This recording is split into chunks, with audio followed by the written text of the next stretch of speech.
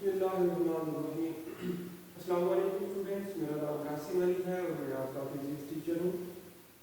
Students, as we know well कि हम अपनी फर्स्ट ईयर फिजिक्स को स्टडी करते हुए आ रहे थे। फर्स्ट ईयर फिजिक्स के जो टॉपिक्स थे, जो चैप्टर्स थे, उनको स्टडी करते हुए आ रहे थे हम। और आज की वीडियो के लिए हमारे पास एक न्यू चैप्टर आ रहा है और न्यू टॉपिक आएगा उसी चैप्टर का। आज एक हम न्यू चैप्टर स्टार्ट करने जा रहे हैं जिसका नाम है चैप्टर नंबर हमारे पास 3 है और उसका नाम है मोशन एंड फोर्स। ठीक है, मोशन क्या होती है, फोर्स क्या होती है, ये सारा कुछ हम अपने इस वाले चैप्टर के अंदर डिस्कस करेंगे डिटेल के साथ। ठीक है, तो आपने याद रखना है मोशन किसको कहते हैं। कोई भी चीज या कोई भी ऑब्जेक्ट अगर कोई हरकत कर रहा है तो वो हम कहते हैं कि वो मोशन में है। ठीक है, अपनी पोजीशन को चेंज करे, कोई भी ऑब्जेक्ट अपनी पोजीशन को चेंज करे तो हम कहते हैं कि वो मोशन की हालत में है। दूसरी बात, फोर्स कहते हैं कि अगर किसी चीज के ऊपर भी वर्क किया जाए, वर्क करने को हम कहते हैं कि फोर्स की लगी इसके ऊपर। ठीक है, वो जो वर्क है हम किसी ऑब्जेक्ट के ऊपर करते हैं उसको हम कहते हैं कि हम उसके ऊपर फोर्स लगा रहे हैं। बाकी डिटेल डिस्कशन हम चैप्टर के अंदर करेंगे जब हम टॉपिक्स को स्टडी करेंगे। ठीक है, टॉपिक का नाम, चैप्टर का नाम है मोशन एंड फोर्स। ठीक है, आपने ये याद रखना है कि इस चैप्टर के आपके पास दो पोर्शन है। पहली बात, ये पहला जो पोर्शन है वो मोशन के अबाउट है और दूसरा जो पोर्शन है वो फोर्स के अबाउट है। ठीक है, सेपरेटली हम चैप्टर के अंदर भी पोर्शन बनाएंगे। पहला जो हाफ आएगा चैप्टर का वो मोस्टली रिलेटेड होगा मोशन के और दूसरा जो हाफ होगा वो रिलेटेड होगा फोर्स के। ठीक है स्टूडेंट, अब आपने याद रखना, पहले हम स्टार्ट करने जा रहे हैं अकॉर्डिंग टू बुक। वो हमारे पास पोर्शन है कि वो है मोशन के रिलेटेड। ठीक है, पहले हम पढ़ेंगे मोशन के मतलब, फिर आगे डिस्कस करेंगे फर्दर इसके टॉपिक्स को और बाद में फोर्स के मतलब हम स्टडी करेंगे इस चैप्टर में। तो स्टूडेंट, आज के लिए जो टॉपिक होगा हमारे पास, जो मेजर टॉपिक होगा, बेसिक जो टॉपिक होगा वो होगा बेसिक टर्म्स ऑफ मोशन। कौन सा टॉपिक होगा?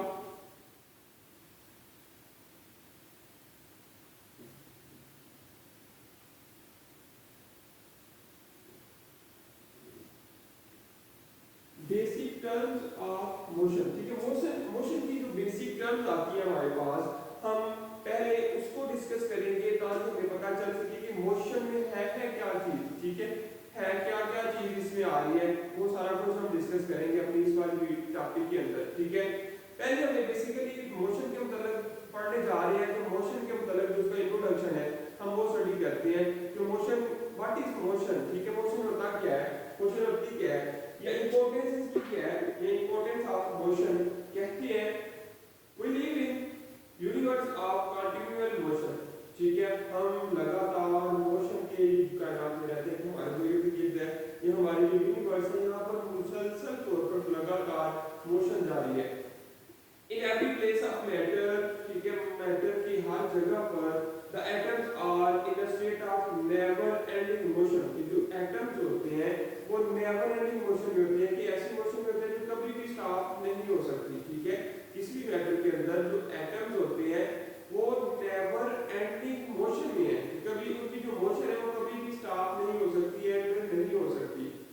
In general, we may say that everything in the vastness of the space in a state of motion। कहते हैं कि दूसरे अल्फाज में आप ये भी कह सकते हैं कि स्पेस के अंदर जितने भी ऑब्जेक्ट पाए जाते हैं सारे के सारे क्या है, वो इन मोशन में है, वो मोशन की हालत में है।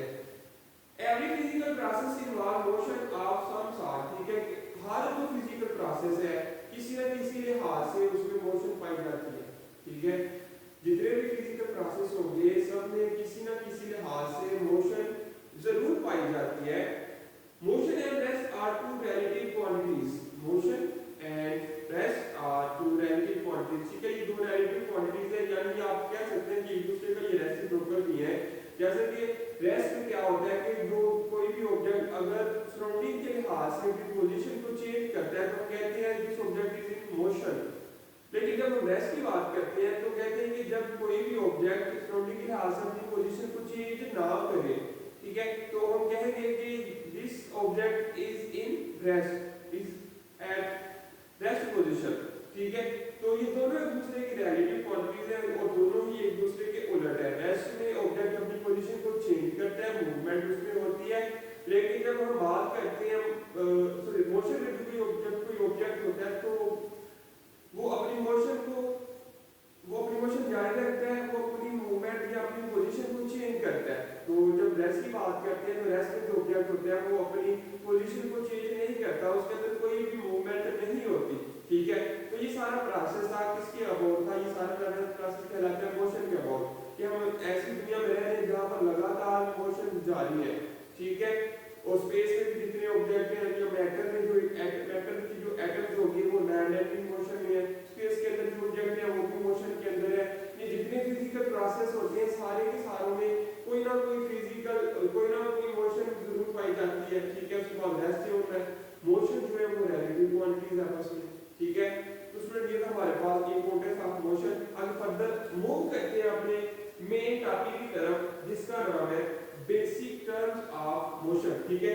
मोशन की जो बेसिक क्वांटिटीज है, जो बेसिक टर्म्स है जिनकी बेस पे मोशन की जांच पड़ताल कर सकते हैं, ठीक है, उन टर्म्स को आज हम स्टडी करेंगे। तो इनको स्टडी करने से पहले सबसे पहले जो हमारे पास पॉइंट आता है वो पॉइंट आ रहा है student displacement.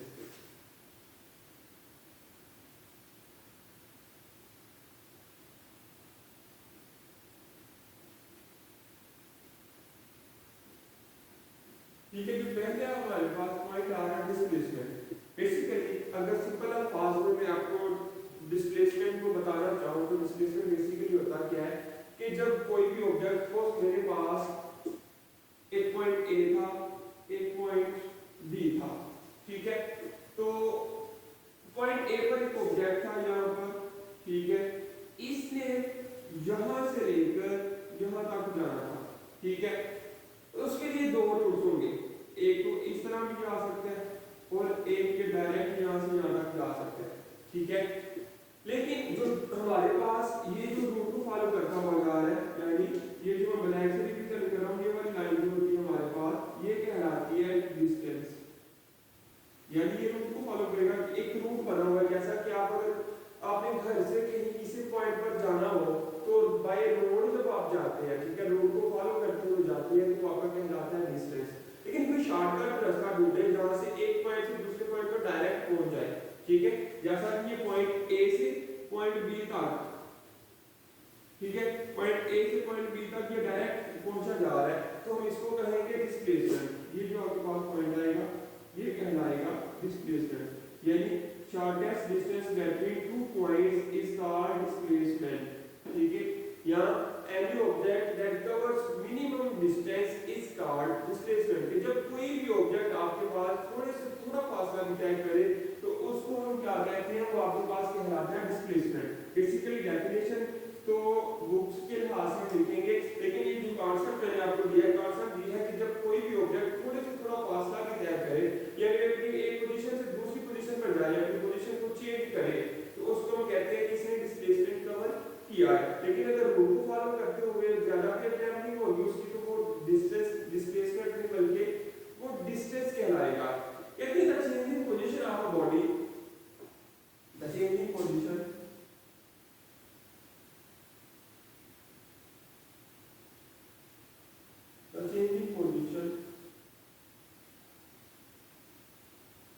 of a body from its initial position to final position,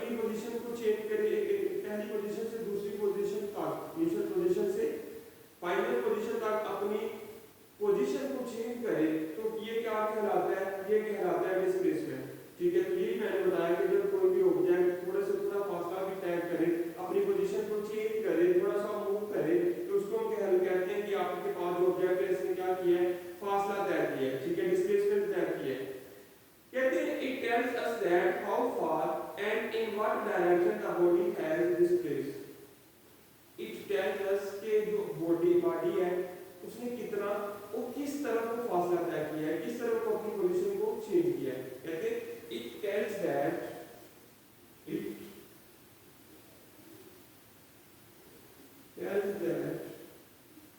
how far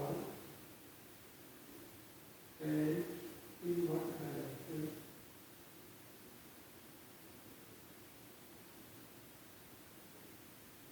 what direction the body has displaced।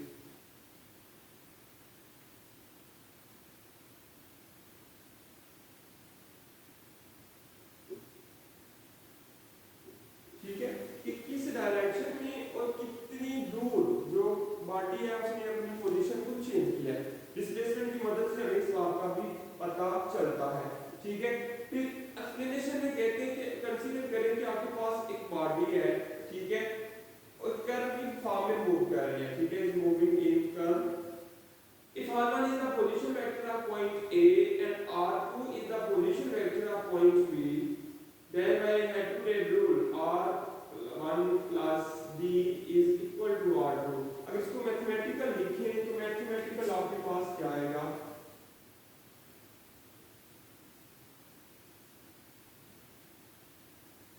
Diagrammatically मैंने आपको पहले भी समझा दिया था कि आपके पास कोई सा ऑब्जेक्ट है, अगर वो मूव कर रहा हो बाय रूट को फॉलो करते हुए, तब हम कहते हैं कि वो क्या कर रहा है, डिस्टेंस को कवर कर रहा है। अगर वो शॉर्टकट पॉइंट ढूंढ ले, डायरेक्ट एक पॉइंट से दूसरे पॉइंट पर पहुंचे विदाउट फॉलोइंग द रूट, तो हम कहते हैं कि इसने डिस्प्लेसमेंट कवर किया है। और इसके मैथमेटिकल फॉर्म अगर हम लिखें बाय डेफिनेशन, तो डेफिनेशन के लिहाज से ये था कि अपनी फाइनल पोजीशन के लिहाज से इनिशियल पोजीशन को चेंज करे, यानी चेंज आए। ठीक है, इसकी इनिशियल और फाइनल पोजीशन में तो क्या होगा, वो कहलाता है आपके पास डिस्प्लेसमेंट। ठीक है, d इज इक्वल टू, इसको रिप्रेजेंट करते हैं d के साथ r2 r1। ठीक है, ये भी आपके पास वेक्टर है और वेक्टर्स टेल्स अस दैट कि आपके पास कोई ऑब्जेक्ट मूव कर रहा है तो वो किसी ना किसी डायरेक्शन में मूव कर रहा है। ठीक है, वो डायरेक्शन भी शेयर करते हैं, डायरेक्शन भी बताते हैं। ठीक है, आगे इसके यूनिट्स की जब हम बात करेंगे, यूनिट्स इसकी आती है मीटर। इसलिए यूनिट ऑफ डिस्प्लेसमेंट ये है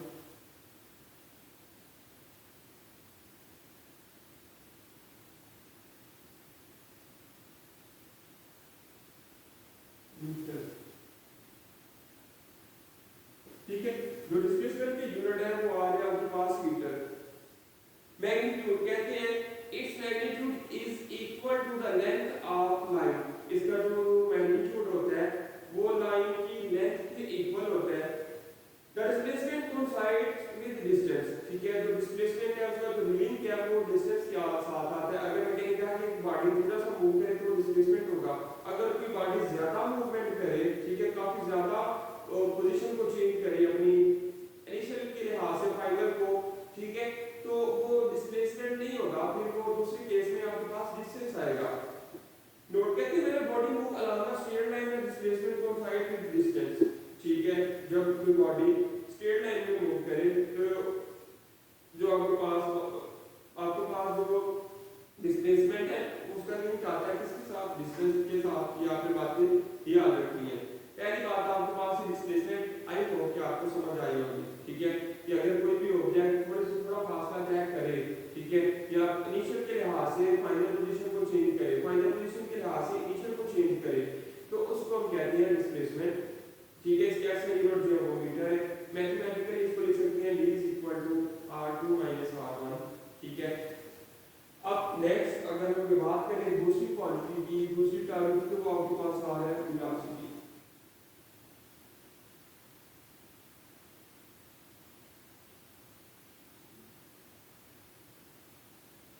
ठीक है, तो दूसरी टर्म आपके पास आ रही है वेलोसिटी। तो जो वेलोसिटी होती है वो रिलेटेड है डिस्प्लेसमेंट के। कहते हैं कि जब भी किसी बॉडी का डिस्प्लेसमेंट चेंज हो, ठीक है, विद रिस्पेक्ट टू टाइम और टाइम के लिहाज से चेंज हो, ठीक है, हम कहते हैं कि इस बॉडी की कोई ना कोई वेलोसिटी है। ठीक है, ये टर्म जो आपके पास आ रही है वो वेलोसिटी आ रही है। ठीक है, व्हेन डिस्प्लेसमेंट चेंज या कह सकते हैं the rate of change of displacement, the time rate of change of displacement is called velocity. जब टाइम के लिहाज से डिस्प्लेसमेंट चेंज हो तो उसको हम क्या कहते हैं, वेलोसिटी। ठीक है, जब ये टाइम के लिहाज से डिस्प्लेसमेंट चेंज हो, डिस्प्लेसमेंट में तब्दीली आए, उसको हम कहते हैं, आपके पास क्या आ जाती है, एक न्यू टर्म आती है वेलोसिटी। ठीक है, time rate of change of displacement is called velocity.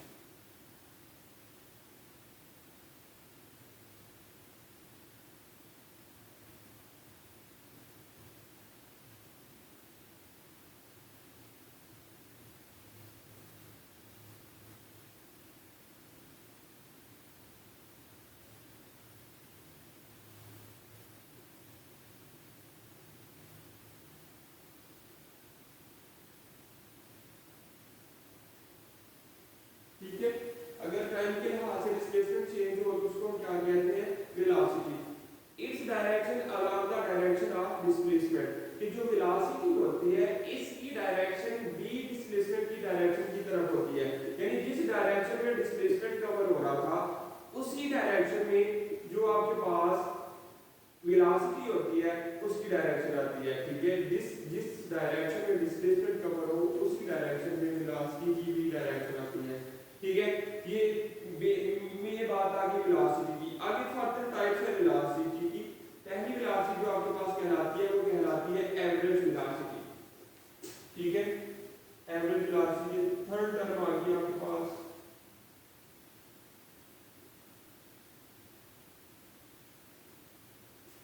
Average velocity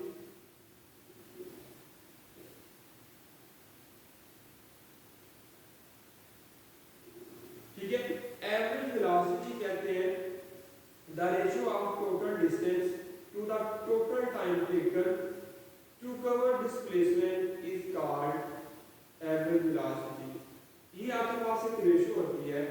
ठीक है, टोटल डिस्प्लेसमेंट जो कवर होते हैं उसकी, इसके साथ टोटल टाइम जो लिया जाता है डिस्प्लेसमेंट को कवर करने में, इन दोनों की रेशियो को हम कहते हैं average velocity. The ratio of total distance covered to the total time taken is called average, to cover this displacement is called average velocity. The ratio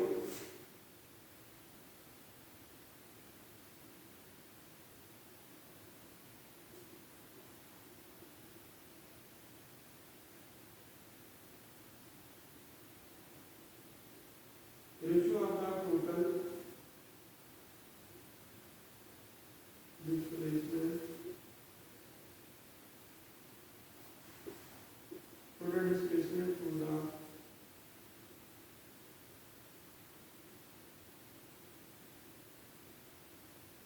time taken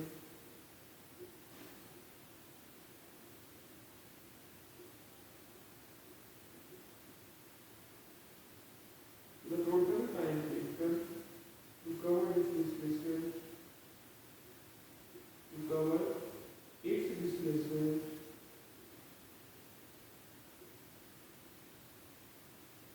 is called, to cover its displacement is called average velocity. ठीक है, ratio आपके पास आती है, ratio आपने लेनी है total displacement की और जितने टाइम में वो डिस्प्लेसमेंट कवर हुआ दोनों की।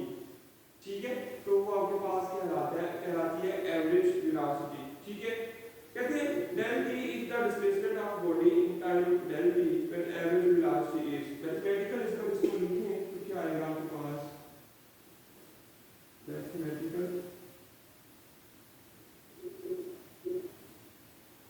एवरेज वेलोसिटी का जो फार्मूला बनता है v average is equal to del v divided by del t। ये आपके पास रेशियो आ जाती है। ठीक है, डिस्प्लेसमेंट ओवर टाइम की। ठीक है, ये रेशियो कहलाती है। तो ये जो रेशियो आपके पास आ रही है यही आपके पास क्या चीज है, average velocity. Again the limitation of average velocity और एवरेज वेलोसिटी की कुछ लिमिटेशंस है। ठीक है, कुछ महदूदात है। वो क्या है, कहते हैं average velocity does not tell us that the motion is steady or variable and the path is straight or curve. कि जो एवरेज वेलोसिटी होती है वो हमें ये नहीं बताती कि आपके पास जो मोशन है वो स्टेडी है या वेरिएबल है, या जो आपके पास पाथ है वो स्ट्रेट पाथ है या कर्व है। ये एवरेज वेलोसिटी हमें नहीं बताती, ठीक है। Average velocity does not tell us, average velocity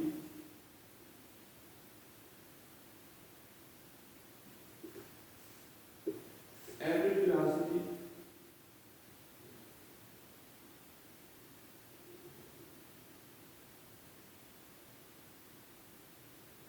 does not tell us that the path is the motion is that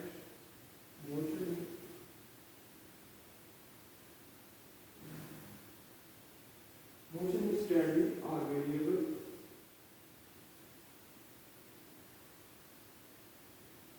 and the path is straight or curved.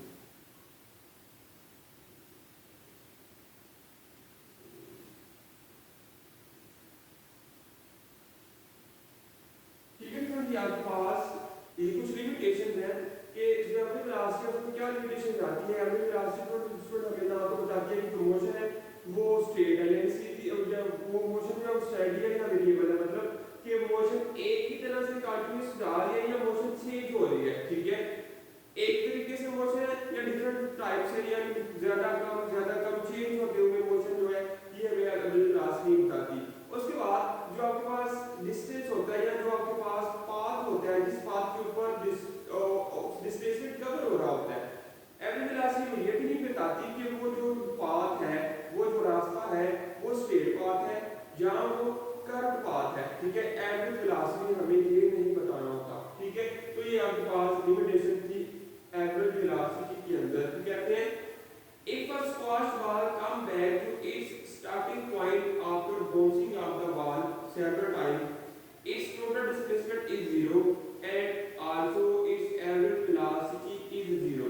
इसकी मिसाल देते हैं, कहते हैं कि जो स्क्वाश होता है, ठीक है, स्क्वाश स्टूडेंट एक गेम है जो एक कमरा टाइप शीशा टाइप कमरे में खेली जाती है टेनिस और टेनिस बॉल के साथ, ठीक है। क्या होता है कि जब टेनिस से हिट लगती है बॉल को दीवार के साथ टकराता है, दीवार से टकराने के बाद बॉल वापस आता है, फिर हिट लगाई, दीवार के साथ टकराया, वापस आया, फिर हिट लगाई, और ये प्रोसेस जारी रहता है। कहते हैं कि इस केस में जो आपके पास बॉल का जो डिस्प्लेसमेंट होता है वो डिस्प्लेसमेंट होता है जीरो, क्योंकि बॉल इधर से जा रही है वापस उधर आ रही है, इधर से गई वापस उधर आई। तो इस केस में जो आपके पास डिस्प्लेसमेंट होता है वो डिस्प्लेसमेंट होता है जीरो। तो जीरो डिस्प्लेसमेंट की वजह से जो आपके पास एवरेज वेलोसिटी आती है वो वेलोसिटी भी आपके पास आती है जीरो, ठीक है। जीरो डिस्प्लेसमेंट की वजह से आपके पास जो वेलोसिटी आ रही है वो भी क्या आ रही है, जीरो ही आएगी, ठीक है। ये बातें आपने याद रखनी है। कहते हैं यूनिट्स एंड डायरेक्शन के जो यूनिट्स हैं इसके वेलोसिटी के या एवरेज वेलोसिटी के वो क्या होंगे, उनको देख लेते हैं। Units and direction,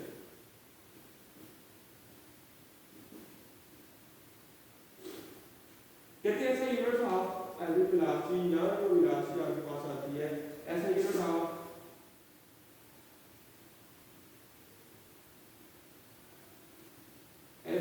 of velocity metre per second, ठीक है।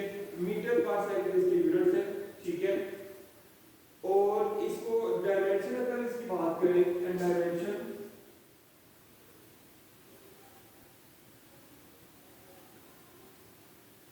and dimensions are l t minus 1, ठीक है। ये इसकी डायरेक्शन होगी l t minus 1। it is a vector quantity and its direction is along the direction of displacement। ये जो आपके पास एवरेज वेलोसिटी है ये भी एक वेक्टर क्वांटिटी है और इसकी जो डायरेक्शन होगी along the displacement होगी, ठीक है। जिस डायरेक्शन में डिस्प्लेसमेंट होगा उसी डायरेक्शन में एवरेज वेलोसिटी की डायरेक्शन भी आएगी, ठीक है। ये बातें आपने याद रखनी है। नेक्स्ट आपके पास आ रहा है जो अगले वाली टर्म वो क्या आ रही है, इंस्टेंटेनियस वेलोसिटी। पहले हमने पढ़ी सिंपल वेलोसिटी में हमने कहा कि जो अगर डिस्प्लेसमेंट कम हो टाइम के लिहाज से किसी भी बॉडी का वो कहलाता है वो वेलोसिटी। फिर बात की एवरेज वेलोसिटी को। एवरेज वेलोसिटी में उन्होंने कहा कि अगर आपके पास एक रेशियो आ जाए डिस्प्लेसमेंट की किसके साथ, टाइम टेकन के साथ, तो आप क्या कहते हैं कि आपके पास एवरेज वेलोसिटी है। अब इंस्टेंटेनियस वेलोसिटी का मतलब है कि लम्हाती तौर पर जो वेलोसिटी है, यानी एक लम्हे ये वेलोसिटी थी, दूसरे लम्हे ये वेलोसिटी थी, तो इसको हम कहते हैं कि अगर आपके पास ये जो एवरेज वेलोसिटी का फार्मूला होता है, इसके साथ अगर आप लिमिट्स को अप्लाई कर दें और लिमिट्स में जो आपके पास आता है del t approaches to zero, इस टर्म को हम क्या कहते हैं या क्या कहेंगे, वो आपके पास आ जाता है इंस्टेंटेनियस वेलोसिटी। सिंपल आपने क्या कहते हैं लिमिटेशन अप्लाई करनी है to the average velocity, then it velocity will become to instantaneous velocity. ठीक है, इंस्टेंटेनियस वेलोसिटी फोर्थ टर्म आपके पास आ गई Insta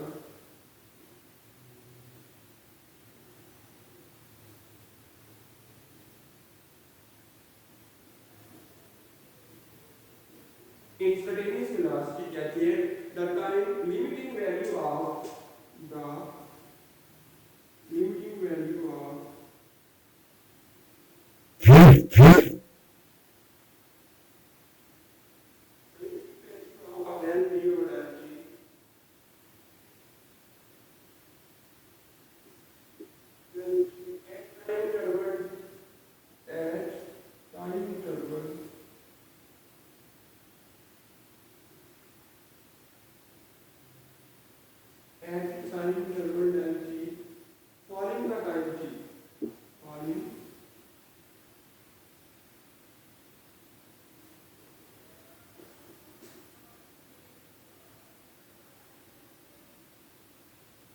falling the time t approaches to zero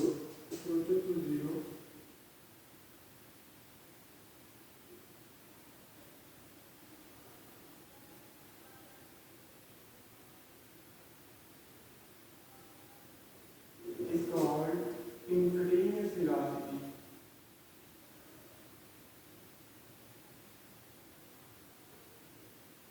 ठीक है, आपके पास आ जाती है, जैसे मैंने बताया कि आप एवरेज वेलोसिटी के साथ लिमिटेशन अप्लाई कर देते हैं और जो टाइम आता है उसके अंदर वो अप्रोच टू जीरो, तो वो क्या कहलाता है इंस्टेंटेनियस वेलोसिटी। और इसका फार्मूला लिखें तो velocity instantaneous is equal to limit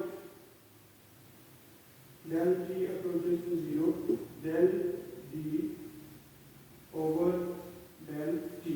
ये आपके पास वैल्यू आ जाती है, मैथमेटिकल फॉर्म आ जाती है आपके पास इंस्टेंटेनियस वेलोसिटी के लिए। ठीक है, इंस्टेंटेनियस वेलोसिटी के लिए आपके पास आ जाती है वैल्यू, एक्सप्रेशन भी इसका आ जाता है ये वाला। ठीक है, ये आपको याद रखना है। फिर कहते हैं जो एवरेज वेलोसिटी होती है, average velocity of the body में भी zero even though it's instantaneous velocity is not zero. Note है, आपको याद रखना है कि अगर तो इंस्टेंटेनियस वेलोसिटी जो आपके पास एवरेज वेलोसिटी जीरो हो तो इंस्टेंटेनियस वेलोसिटी जीरो नहीं हो सकती, या एक कुछ ऐसे केस भी होते हैं कि जो वहां पर एवरेज वेलोसिटी तो जीरो होती है लेकिन इंस्टेंटेनियस वेलोसिटी जीरो नहीं होती। ये बात आपने याद रखनी है। आपसे पूछा भी जा सकता है कि जो क्या ये जरूरी है कि इंस्टेंटेनियस वेलोसिटी भी जीरो हो अगर एवरेज वेलोसिटी जीरो हो, तो you can say that no it is not true in any cases. ठीक है, in some cases average velocity is zero but instantaneous velocity is not zero. ये आप याद रखने बात काफी नोट तो इसको मेंशन करना है। तो उसके बाद आते हैं आपके पास फर्दर इसकी जो टर्म्स है उनको भी डिस्कस करते हैं। क्या बताया जा रहा है टर्म्स के अंदर, अभी इसको रेज करना पड़ेगा पहले वाले क्वेश्चन को। ठीक है,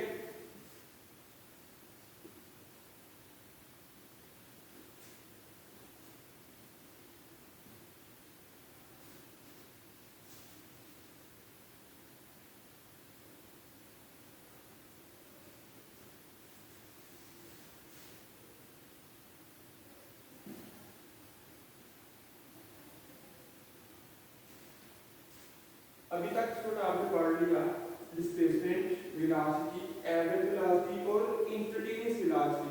आगे जो फर्दर वेलोसिटी की ही कुछ टाइप्स हैं उनको हम कहते हैं यूनिफॉर्म वेलोसिटी, 5 नंबर पर आ रहा है यूनिफॉर्म वेलोसिटी,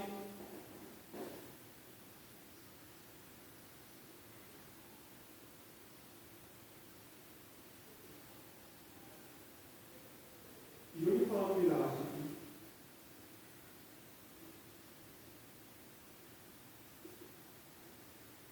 ठीक है, यूनिफॉर्म वेलोसिटी कहते हैं if the body covers equal interval of displacement या equal displacement in equal intervals of time, the body is said to be moving in uniform velocity. दोबारा सुनिएगा, if a body covers equal displacement in equal intervals of time, then the body is said to be moving in uniform velocity। कि जब आपके पास कोई भी body हो वो क्या करे, इक्वल इंटरवल ऑफ टाइम में इक्वल डिस्प्लेसमेंट कवर करे। ठीक है, यानी क्या हो कि अगर आपके पास टाइम कंज्यूम हुआ 1 सेकंड और बॉडी ने जो डिस्प्लेसमेंट कवर किया वो भी कितना हो 1 मीटर। ठीक है, इक्वल इंटरवल ऑफ टाइम और इक्वल डिस्प्लेसमेंट कवर हो। ठीक है, तो उसको हम कहते हैं कि आपके पास जो वेलोसिटी आ रही है, आपके पास जो बॉडी है वो यूनिफॉर्म वेलोसिटी से मूव कर रही है। If a body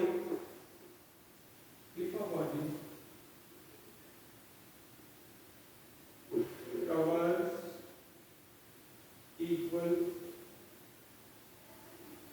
distance in equal intervals of time,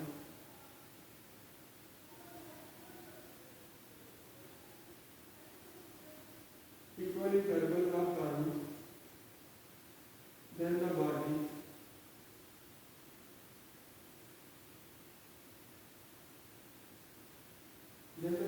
is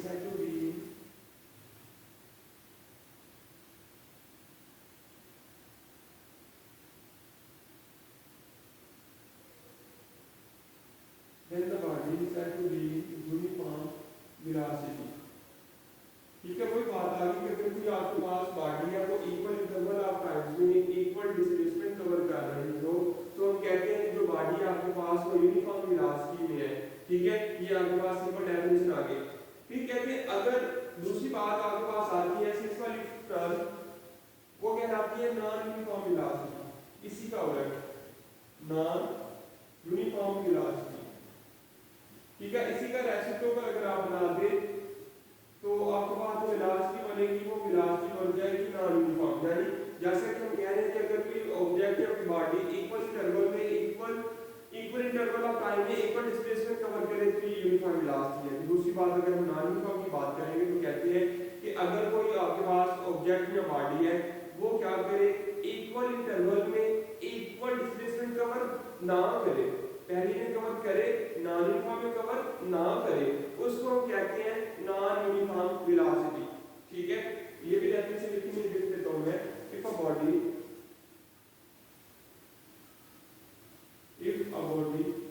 does not cover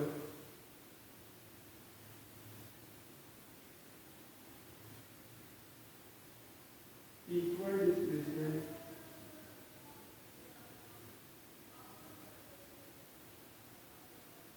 in equal intervals of time, then the body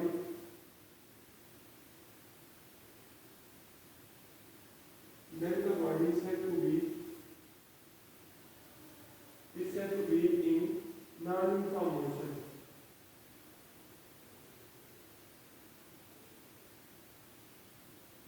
अगर कोई body equal interval of time में इक्वल डिस्प्लेसमेंट कवर ना करे वो कहलाती है यूनिफॉर्म वेलोसिटी में। फिर कहते हैं conditions for uniform velocity. Uniform velocity के लिए कुछ कंडीशंस हैं, उनको भी आपने ध्यान में रखना है। ठीक है, उनको भी आपने याद करना है। कहते हैं if the average and instantaneous velocities of a body are equal, the body is moving with uniform velocity.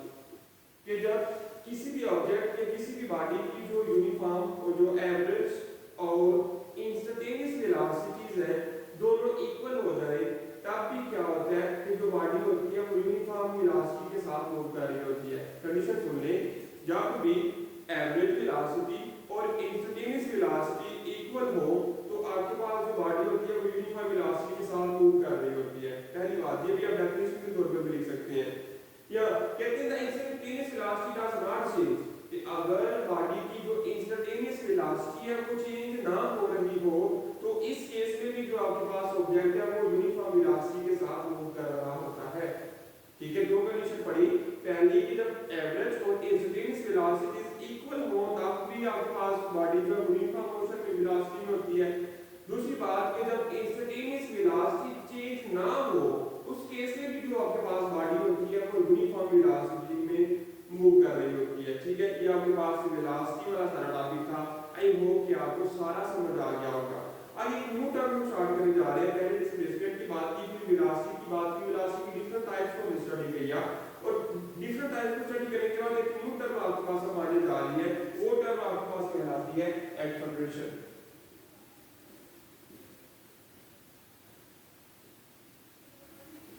ठीक है, अब जो टर्म आपके पास आ रही है वो कौन सी आ रही है? एक्सेलरेशन है और एक ये न्यू टर्म है और इसका लिंक जैसे वेलोसिटी का डिस्प्लेसमेंट के साथ था, एक्सेलरेशन का वेलोसिटी के साथ होगा।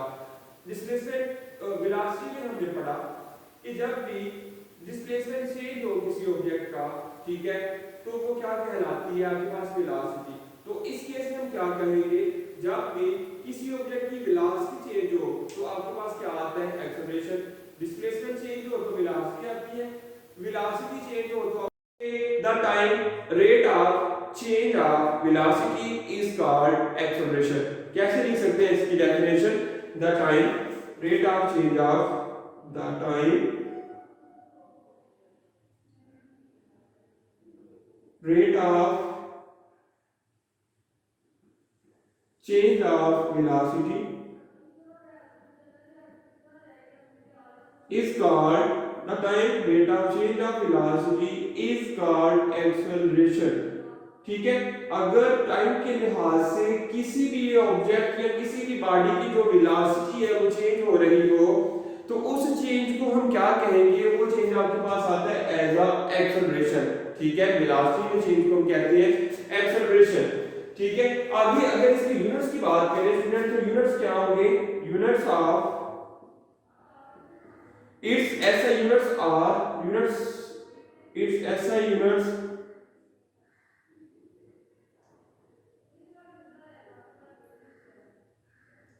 मीटर पर सेकंड स्क्वायर या ms की पावर -2 और डायमेंशन अगर इसकी बात करेंगे तो आ जाएगी lt-2। वेलोसिटी की जो डायमेंशन हमने बात की थी स्टूडेंट आपके पास आ रहा था सिंपल lt-1। क्योंकि इसके जो यूनिट थे ms-1 थे तो यूनिट डायमेंशन की क्या आई? lt-1। लेकिन इस केस में जब एक्सेलरेशन की बात करते हैं तो इसके यूनिट्स आ रहे हैं ms-2।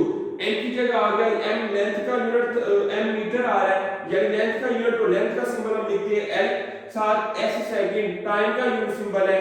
ठीक है, टाइम का यूनिट है, टाइम का जो सिंबल होता है वो होता है कैपिटल T। हम इसको लिख रहे हैं ऊपर -2 पावर, इधर भी आ गया आपके पास -2 पावर। ठीक है, अब डायरेक्शन कहते हैं acceleration is also a vector quantity and the direction of acceleration along the direction of change in velocity. ठीक है, अगर बात करें एक्सेलरेशन की डायरेक्शन की तो कहते हैं एक्सेलरेशन भी एक वेक्टर क्वांटिटी है और इसकी जो डायरेक्शन होती है वो along the change in velocity होती है, यानी जिस डायरेक्शन में वेलोसिटी चेंज हो रही होगी एक्सेलरेशन की डायरेक्शन भी वही होगी। ठीक है, जिस तरह हमने वेलोसिटी की डायरेक्शन पढ़ी स्टडी की कि जिसके डायरेक्शन में डिस्प्लेसमेंट कवर हो रहा हो उसी डायरेक्शन में वेलोसिटी की डायरेक्शन आती है। सेम इसी तरह जिस डायरेक्शन में वेलोसिटी चेंज हो रही हो यानी जिस सीमा में वेलोसिटी कवर हो रही हो तो एक्सेलरेशन की डायरेक्शन भी वही आपके पास आती है। ये बातें आपने याद रखनी है। सेम उसी तरह जैसे हमने पढ़ा एक्सेलरेशन वेलोसिटी के लिए एवरेज वेलोसिटी, उसके बाद इंस्टेंटेनियस वेलोसिटी, सेम उसी तरह हम इधर भी पढ़ेंगे, इस केस में भी पढ़ेंगे एवरेज एक्सेलरेशन क्या होता है, इंस्टेंटेनियस एक्सेलरेशन क्या होता है। ठीक है, फिर पढ़ेंगे कि यूनिफॉर्म एक्सेलरेशन क्या होता है, पॉजिटिव क्या होता है, नेगेटिव क्या होता है, ये सारा कुछ इसमें भी हम स्टडी करेंगे। अब एवरेज एक्सेलरेशन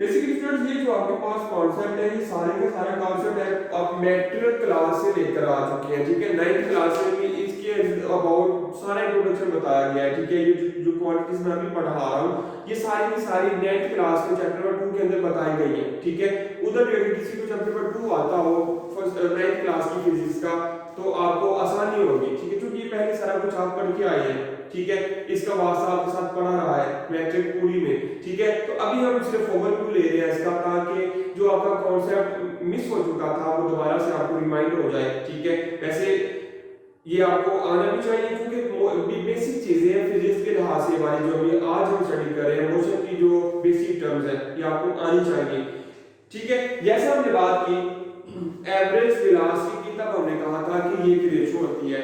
रेशियो किसकी होती है? डिस्प्लेसमेंट कवर की, टोटल डिस्प्लेसमेंट जो कवर होता है टोटल टाइम में, जितने टाइम में कवर होता है उसकी रेशियो लेते हैं। तो इधर हम कहेंगे चूंकि उधर उसकी डेफिनेशन में डिस्प्लेसमेंट आ रहा था तो हमने रेशियो ले ली डिस्प्लेसमेंट और टाइम की। इस वक्त हमारे पास जो एक्सीलरेशन की डेफिनेशन है उसके अंदर वेलोसिटी आ रही है, तो इधर हम रेशियो लेंगे वेलोसिटी और टाइम की, तो आपके पास आ जाएगा एवरेज एक्सेलरेशन, ठीक है। कहते हैं the ratio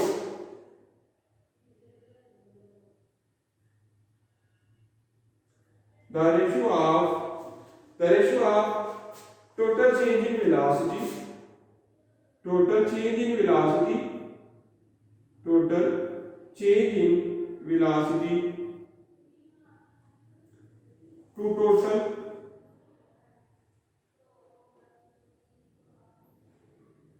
total time taken change in velocity to total time taken, ठीक है, is called average acceleration, is called average acceleration, ठीक है। वो क्या कहलाता है? Average acceleration. ये आपके पास आ जाती है वैल्यू एवरेज एक्सेलरेशन के लिए, ठीक है।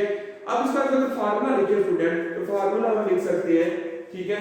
फार्मूला आपके पास आता है, एक्सेलरेशन को रिप्रेजेंट करते हैं ए के साथ, v एवरेज, acceleration average is equal to vf का स्क्वायर माइनस vi का स्क्वायर डिवाइडेड बाय t, यानी चेंज इन वेलोसिटी क्या होगी आपके पास v2, यानी vf फाइनल वेलोसिटी में से इनिशियल वेलोसिटी को जब आप माइनस करते हैं विद रिस्पेक्ट टू टाइम, तो आपके पास जो वैल्यू आती है वो आ जाती है एक्सेलरेशन की, ठीक है।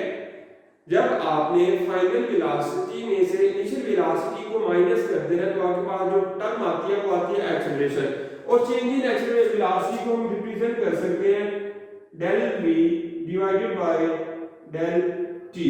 ये भी आपने याद रखना है, इससे भी हम रिप्रेजेंट करते हैं एवरेज एक्सेलरेशन को। तो ये स्टूडेंट आपके पास था एवरेज एक्सेलरेशन, आई होप कि आपको समझ आई होगी इसकी।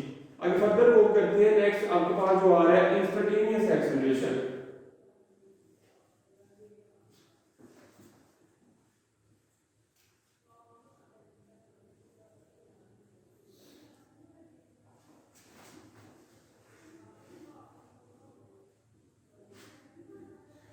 इंस्टेंटेनियस एक्सेलरेशन की जब हम बात करेंगे तो इसी के रिलेटेड होगा सारा instantaneous acceleration.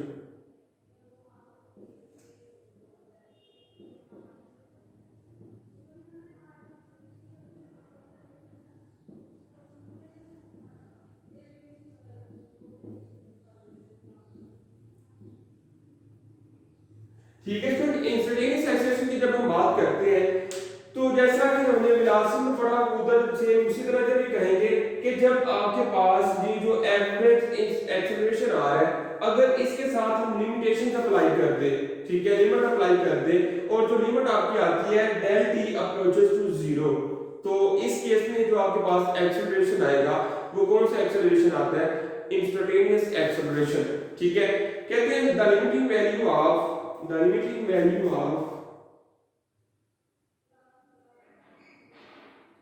limiting value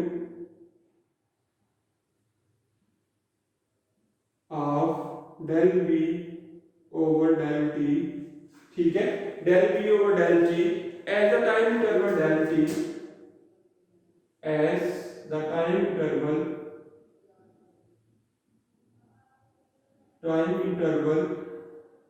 del t falling that t approaches to 0, ठीक है, falling the time del t falling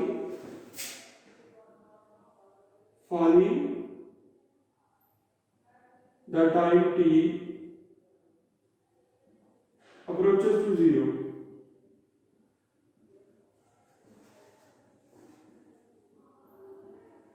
is called instantaneous velocity। ठीक है, अभी इंस्टेंटेनियस यानी इंस्टेंटेनियस वेलोसिटी, अगर इसका फॉर्मूला हम लिखना चाहें तो आपके पास आता है A instantaneous is equal to limit del t approaches to 0 del v divided by del t। ये आपके पास फार्मूला आ जाता है इंस्टेंटेनियस एक्सेलरेशन के लिए। ठीक है फ्रेंड, ये आपके पास फार्मूला आ रहा है किसके लिए? इंस्टेंटेनियस एक्सेलरेशन के लिए। एंड आई होप कि आपको एक्सेलरेशन की, एवरेज एक्सेलरेशन की और इंस्टेंटेनियस एक्सेलरेशन की समझ आई होगी। नेक्स्ट कहते हैं पॉजिटिव एक्सेलरेशन कौन सा होता है, नेगेटिव एक्सेलरेशन कौन सा होता है। ठीक है, पॉजिटिव एक्सेलरेशन, आगे ये फर्दर इसकी टाइप्स है। पॉजिटिव एक्सेलरेशन,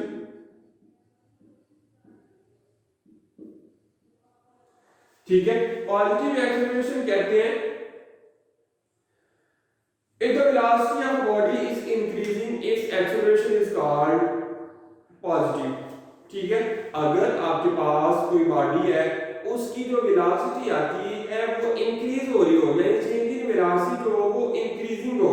ठीक है, वेलोसिटी चेंज हो रही है लेकिन चेंज होने के साथ वो इंक्रीज हो रही है, डिक्रीज नहीं हो रही, तो इस किस्म में या इस फॉर्म में आपके पास जो एक्सेलरेशन आता है वो एक्सेलरेशन स्टूडेंट आपके पास आता है पॉजिटिव। ठीक है, if the body of object, if the velocity of body,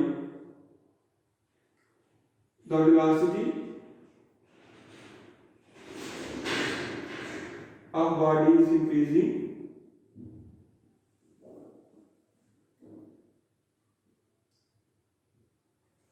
then acceleration is positive।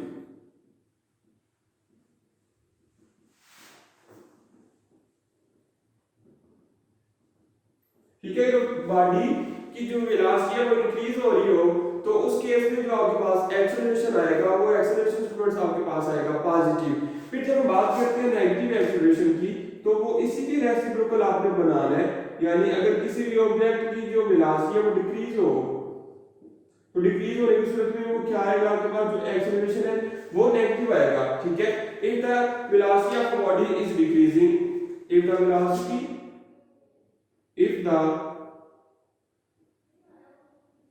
velocity of body, velocity of a body is decreasing,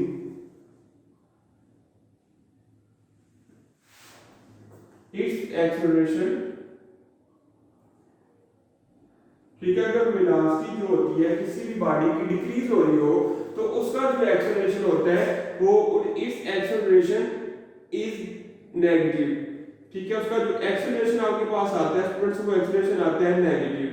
ठीक है, वेलोसिटी इंक्रीज हो, चेंज इन वेलोसिटी तो है ही। ठीक है, जब हम एक्सेलरेशन की बात करेंगे तो एक्सेलरेशन आपके पास आएगा ही तब जब वेलोसिटी में चेंज आ रहा हो। तो चेंज अगर इजाफी हो यानी वेलोसिटी इंक्रीज कर रही हो चेंज में तो एक्सेलरेशन पॉजिटिव, अगर चेंज में जो वेलोसिटी है वो डिक्रीज कर रही हो तो वो एक्सेलरेशन आपके पास आ जाता है नेगेटिव। ठीक है, और नेगेटिव एक्सेलरेशन को और नाम भी कहा जाता है negative acceleration also called negative acceleration। negative acceleration, negative acceleration is also called, ठीक है, इसको नाम भी दिया जाता है, इसको डेसिलेशन भी कहते हैं। डेसिलेशन के अलावा इस आल्सो कॉल्ड डेसिलेशन और रिटार्डेशन। ठीक है, रिटार्डेशन का भी नाम दिया जाता है इसको। Reciprocal of acceleration is called deceleration or retardation. ठीक है, ये बातें आपने याद रखनी है। एक्सेलरेशन के जो रेसिप्रोकल नेम है डेसिलरेशन या रिटार्डेशन के मतलब आपसे पूछा जा सकते हैं। नेगेटिव एक्सेलरेशन को आपने इन नामों से याद रखना है, डेसिलरेशन या रिटार्डेशन। ठीक है स्टूडेंट, फिर कहते हैं कंडीशन फॉर यूनिफॉर्म एक्सेलरेशन। कि यूनिफॉर्म एक्सेलरेशन कब आता है कि for a body moving with uniform acceleration its average and instantaneous accelerations are equal. ठीक है, कि जब आप यूनिफॉर्म एक्सेलरेशन की बात करते हैं तो यूनिफॉर्म एक्सेलरेशन में जो आपके पास एवरेज एक्सेलरेशन और इंस्टेंटेनियस एक्सेलरेशन होते हैं वो दोनों इक्वल हो तो आपके पास जो एक्सेलरेशन आता है वो यूनिफॉर्म एक्सेलरेशन आता है। ठीक है, uniform acceleration.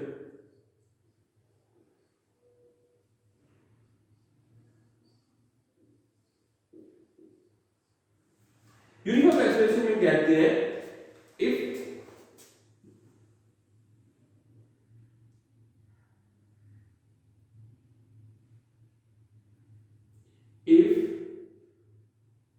average and instantaneous acceleration